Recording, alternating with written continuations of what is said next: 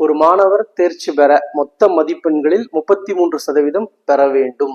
அவர் 125 மதிப்பெண்கள் பெற்று 40 மதிப்பெண்கள் வித்தியாசத்தில் தோல்வியடைந்தார் எனில் அதிகபட்ச மதிப்பெண் எவ்வளவு? ஓகேங்களா?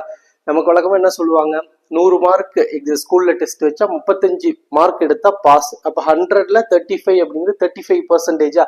ஆனா இங்க வந்து என்ன சொல்லியிருக்காங்க, 33% எடுக்கணும்னு சொல்லியிருக்காங்க. 33% மார்க் எடுத்தா அதான் pass mark. Just pass mark வந்து 33%. ஓகேவா?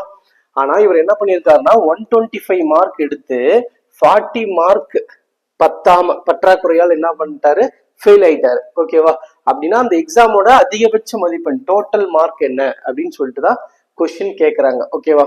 அப்ப பாருங்க, 33% மார்க் வந்து எடுத்தா pass mark. Just pass mark என்ன, ஜஸ்ட் பாஸ் வந்து ஜஸ்ட் பாஸ் மார்க் வந்து 33% தான் ஜஸ்ட் பாஸ் மார்க். ஆனா அவர் எவ்வளவு மார்க் எடுக்கிறாரு, 125 தான் எடுக்கிறாரு. 125 எடுத்து ஃபெயில் ஆயிட்டாரு. எவ்வளவு மார்க் பத்தாம, 40 மார்க் பத்தாம. ஓகேவா? அப்ப 2 பிளஸ் பண்ணிக்கலாமா? ஏன்னா 125 எடுத்து ஃபெயில் ஆயிட்டாரு, இன்னொரு 40 மார்க் இருந்திருந்தா ஜஸ்ட் பாஸ் ஆயிருப்பார். அப்ப ஜஸ்ட் பாஸ் மார்க் என்ன, 125 அவர் எடுத்தது, இன்னும் ஒரு 40 மார்க் பத்தாம போச்சு இல்லையா, அதுவும் சேர்த்தா 165 அப்படிங்கிறது தான் ஜஸ்ட் பாஸ் மார்க். ஓகேவா?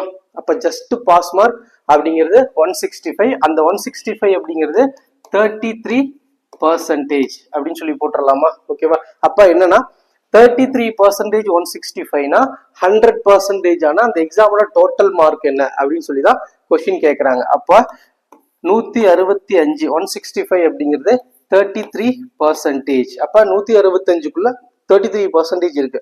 அப்ப 165 டிவைட் பை 33 பண்ணீங்கன்னா உங்களுக்கு 1% வேல்யூ கிடைக்கும். அது கூட 100 பண்ணீங்கன்னா 100ஆல மல்டிபிள் பண்ணா நமக்கு 100%, அதாவது எக்ஸாமோட டோட்டல் மார்க் கிடைச்சிடும். ஓகேவா? இதை சால்வ் பண்ணி பாருங்க.